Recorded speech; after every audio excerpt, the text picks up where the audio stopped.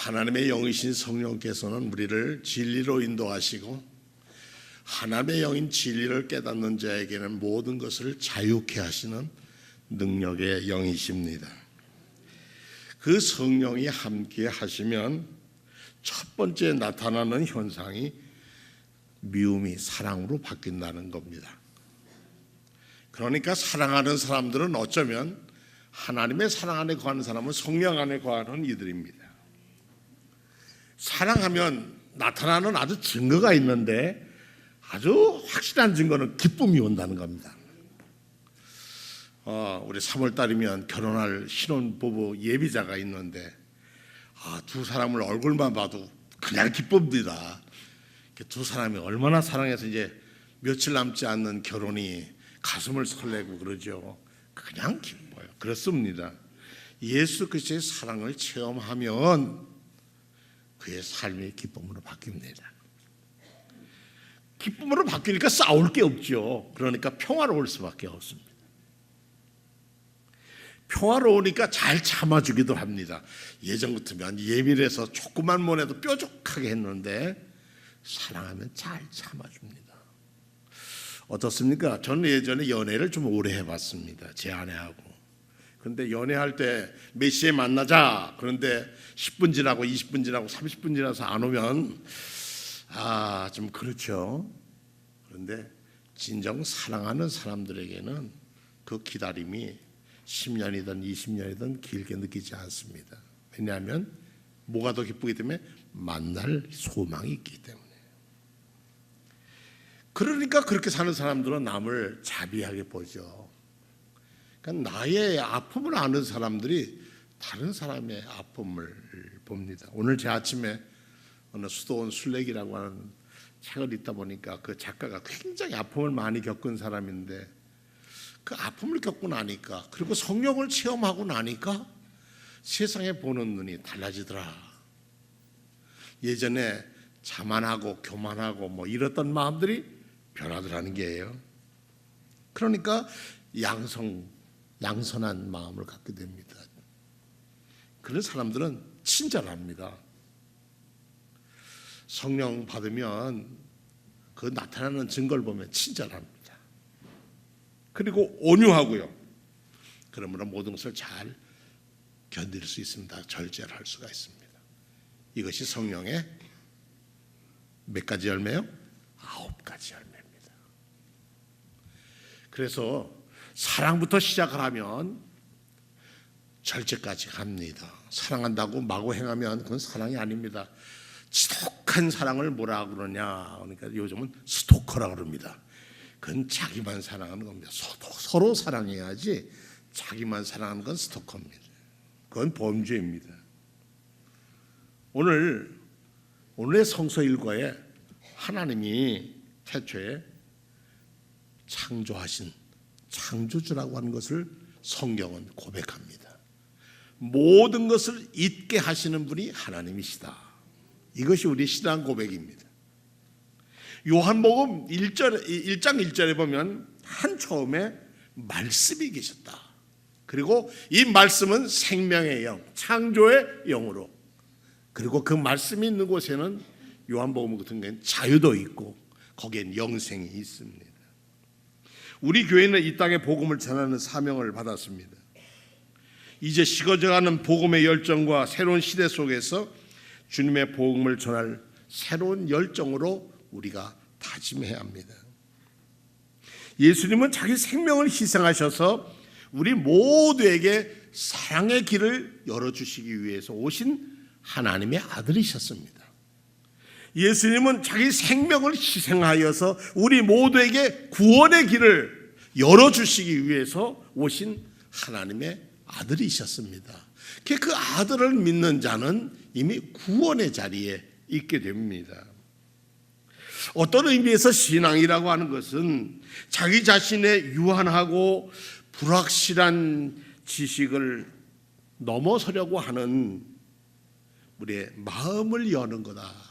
열린 마음, 열린 눈으로 세상을 대하게 됩니다. 저는 1914년부터 2018년까지 5개년을 말씀이 역사하는 교회로부터 시작해서 목회를 해왔습니다. 그래서 2014년에는 말씀에 의지해서 내가 그물을 내리이다. 말씀을 믿는 자는 행위가 있어야 한다. 제가 밤새도록 고기를 못 잡았습니다. 그러나 선생님 말씀하시니 내가 나가서 이 그물 추려서 다시 나가서 그물을 내려 고기를 잡겠습니다.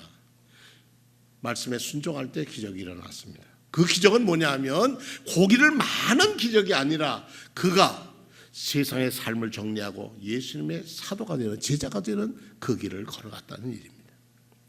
2015년에는 성숙한 기도로 자라는 교회가 되기를 원했습니다. 내가 진실로 너에게 이르노니 누구든지 이 산들어 들려 바다에 던지라 하며 그 말하는 것이 이루어질 줄 믿고 마음에 의심하지 아니하면 그대로 되리라.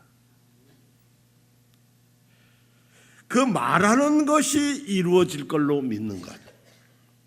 말씀이 이루어짐을, 이 말씀이 좋은 얘기, 그래서 좋은 착하게 살라는 거지 뭐 하는 책이 아니라 구원의 말씀이라는 것을 믿고 받아들이면 우리에게는 뭐가 되느냐? 그대로 된다. 2016년으로 넘어가면서 교회의 가르침을 바로 세우는 교회, 아주 이단들이 얼마나 많이 성행하는지 모르겠습니다. 우리 성도님 중에 가서 구경하고 오신 분이 있는지 모르지만 신천지라는 것부터 시작해가지고 뭐 장막성전부터 시작해서 얼마나 뭐 굉장히 많습니다. 근데 이단이 많을 때는 어떤 시대냐 하니까 어려운 시대일 때는 이단이 많고 종말론이 판을 친다고 합니다. 여러분들 옛날에 다미선교회라고 하는 선교회에 있어서 10월 28일 날 예수께서 다 오신다, 재림하셔서 휴거한다 그렇게 했던 아주 놀라운 사건이 있었습니다. 그 교주가 저하고 대학 1학년 때 같은 기숙사에 있던 친구였습니다. 안 놀라시네. 저렇게 또 유명한 교주하고 친구도 해봤습니다.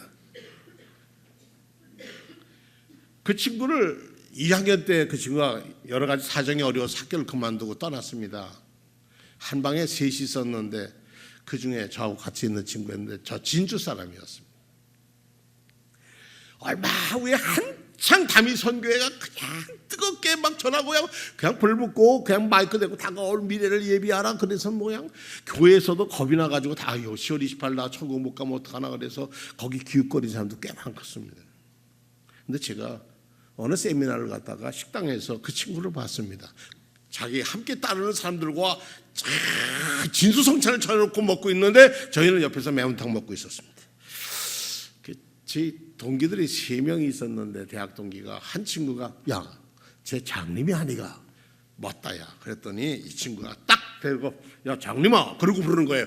아이 목사님 교주를 그러면 안 되잖아요. 그러니까 턱 쳐다보니까 딱 보면서 하는 말이 옛말대로 그대로 이 가수나야. 그리고 얘기가 시작됐는데 거기까지만 인사하면 괜찮았는데 이 친구가 한마디 더 너 휴가한다는데 너 집 요즘 전셋집 옮겼다더라. 그거 놔주고 가라. 나 집이 없다. 아 그랬더니 옆에 보디가드 하는 사람들이 모욕한다고 막 그러길래 너 야 우리 한번 다시 만나자. 언제 만나냐? 10월 25일이 그 뭐 월요일인가 그랬던 것 같아요. 그날 우리 교단 본부 옆에 있는 어느 호텔 커피숍에서 보자. 그래 그렇게 헤어졌습니다. 그런데 그날은 휴가 다음이었습니다. 휴가 다음 날. 그 다음에 만나자고 했는데 그 다음에 만나자는 게 약속을 하다니 10월 28일 날 하늘에 올라갈 사람이 어떻게 그 자리에 와 있어야 돼요? 없죠. 그 후에 제 친구들이 만났더니 뭐냐면 하나님이 우리를 불쌍히 여기서 그 날짜를 뒤로 미루셨다. 이제 이렇게 하면은 되는 게 아닙니다. 이거는 되는 게 아니에요. 하나님의 말씀은 사사로이 풀 것이 아니에요. 말씀은 말씀으로 해석을 해야 돼요. 그때와 그 시는 아무도 모른다고 했는데도 그런 사람들이 있더라고요. 어쨌든 우리가 교회의 바로 가르침을 따라야 합니다. 지금 이 신천지 때문에 교회가 아주 몸살하는 교회가 얼마나 많은지 모릅니다. 그건 뭡니까? 자기에게 중심을 두고 있는 사람들의 모습입니다. 2017년을 오면서 우리가 하나님께 드릴 가장 소중한 우리의 헌신이 무엇일까? 그것은 예배입니다. 영과 진리로 드리는 예배가 우리가 드려야 할 가장 소중한 하나님께 드릴 궁극적인 신앙의 표현이 예배입니다. 그러니까 예배를 바로 드려야 되는 것인데 예배에 소홀한 것, 이것은 하나님께 대해서 소홀한 겁니다. 전 몇 살 안 살았습니다만 살면서 보니까 제일 무서운 죄가 있더라고요. 세상에서 이 헌법에도 없지만 제일 무서운 죄가 뭐냐 그랬더니 괘씸죄예요. 이 괘씸죄에 걸리면은 그건 뭐 어디서나 혼나는 거예요. 관계에 상처를 주는 죄라겠죠. 왜 상처 줍니까? 자기만 아니까, 자기중심적이니까. 하나님은 영이시라고 그랬어요. 그래서 그 하나님의 영이 계시는 데는 그 영이 계셔서 예배 진리와 영과 진리로 예배드리는 예배를 받으신다는 겁니다.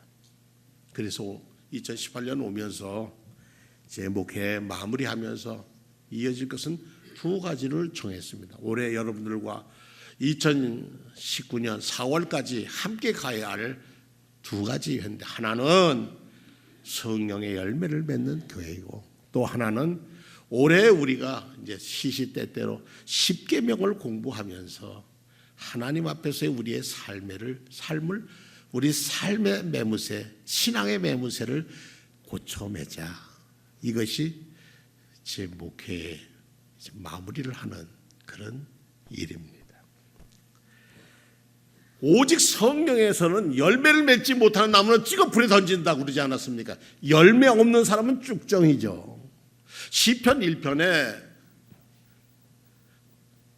하나님을 따르지 않는, 하나님의 음성을 듣지 않는 사람들, 불순종하는 사람은 바람에 나는 겨와 같도다. 그런데 번역을, 성서학자들의 번역을 겨가 아니고 쭉정이와 같다 그런 겁니다. 제가 시골서 보면, 목회할 때 보면 가을에, 지금은 다 없어졌습니다만 발로 밟아서 와릉와릉하고 이렇게 탈곡을 합니다. 그러면 마당을 잘 해놓고 말려서 거기 탈곡을 하고 그러면 빗자루로 쓸고 와서 다 키를 쳐서 뒷목까지 치고 나면 뭐가 나면 찌꺼기가 하고 북대기가 나오면 그럼 어떡합니까? 뒤도 보지 않고 불을 질릅니다. 그러면 그 불이 며칠을 탑니다. 왜냐? 참 그 불이 오래 타요. 타면서 그것이 재가 되어서 다음에 거름이 됩니다. 쭉정이 안에 있던 병균, 쭉정이 안에 있던 그걸 싹 태워버리는 거예요. 우리 농사 지면서도 보았어요. 그 태워서 새로 재로 쓰는 거예요. 타고 나면 재도 기름이 될 수 있다는 얘기입니다. 우리가 2018년을 살면서 성령의 열매를 맺기 위해서 해야 할 것은 예배를 잘 드려야죠. 모이기를 힘써야죠. 그런데 우리는 모두 다 바쁩니다. 우리 현대 사는 삶이 아주 버겁습니다. 그래서 예배를 드리자 모이고 속회든지 우리 같은 부서를 모인다는 건 이거 얼마나 힘든 일인지 모릅니다. 그러나 힘든 일이지만 마음이 먼저 가면 몸은 따라갑니다. 일을 함에 있어서 할 마음이 없으면 핑계가 보이지만은 할 마음을 가지면 길이 보입니다. 그런데 우리에게는 뭐가 더 앞서냐면 아이고 피곤해 하는 내 생각이 더 우선입니다. 주님을 기쁘시게 하고 주의 뜻을 이루겠다고 하는 것은 어느새 저 뒤에가 있다는 겁니다. 그 순서를 좀 바꿉시다. 바꾸도록 애씁시다. 그래야 우리가 줄기가 가지에 붙어 있어야만 열매를 맺는다고 요한복음 15장에 말씀하셨어요. 줄기에 붙어 있지 않으면 영양을 공급받을 수가 없어요. 그 남아있는 동안 잠시 동안은 꽃꽂이 않은 꽃을 생화를 잘라서 놓으면 얼마 가는 그게 싱그러운 꽃으로 보이지만 지나가면 그건 말라 죽습니다. 그러기 위해서 우리가 해야 할 일이 있습니다. 짧게 드리겠습니다. 첫째, 말씀에 의지하는 교회가 되어야 합니다. 말씀 떠나서는 우리가 성서를 떠나서는 우리가 설 수 없습니다. 두 번째는 우리는 기도를 통해서 하나님과 소통하고 그 소통한 은혜를 이웃과도 소통해야 합니다. 기도해서 나만 은혜 받는 것이 아니라 더불어 사는 길을 찾아야 합니다. 이것이 우리의 사명입니다. 세 번째는 교회의 가르침을 잘 배우고 따라야 한다는 것입니다. 네 번째는 우리는 신령과 진정으로 예배를 드려야 합니다. 그리고 마지막으로 우리는 성령의 열매를 맺는 것이 우리가 앞으로 남은 시간을 우리 함께 신앙생활하면서 하나님을 기쁘시게 하는 길이 될 것입니다. 우리 기독교 대한감리회의 홈페이지에 들어가면 우리 감리교회를 소개합니다. 이렇게 소개하고 있습니다. 제가 이 소개하고 말씀을 마무리하려고 합니다. 기독교 대한감리회는 우리가 기독교잖아요. 우리 기독교라고 할 때는 개신교를 뜻하는 겁니다. 우리 기독교 어디요? 어디에 있는 나라예요? 대한민국에 있는. 그리고 교파가 뭐라고요? 감리회입니다. 우리는 감리교단이 아니고 감리회입니다. 메소디스트 소사이어티입니다.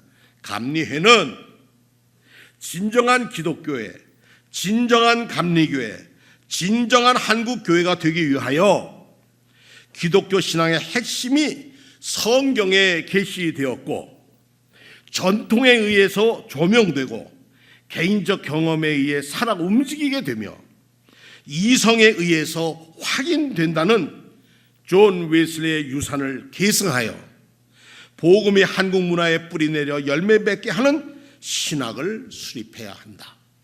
이것이 기독교 대한감리회의 과제다. 이렇게 얘기하고 있습니다. 다시 한번 말씀을 드리겠습니다.